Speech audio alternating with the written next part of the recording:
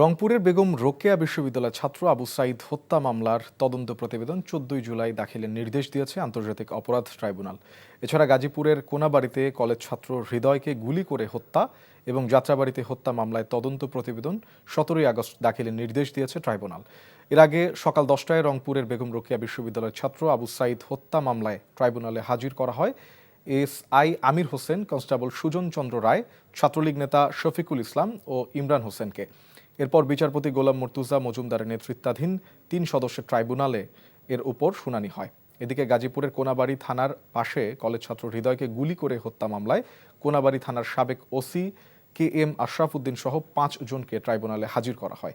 অন্যদিকে যাত্রাবাড়ি এলাকায় একটি হত্যা মামলায় পুলিশের সহকারী কমিশনার তানজিল আহমেদ ও সাবেক ওসি আবুল হাসানকেও ট্রাইব্যুনালে হাজির করা হয় এবং ওই 2 মামলার শুনানি অনুষ্ঠিত হয়।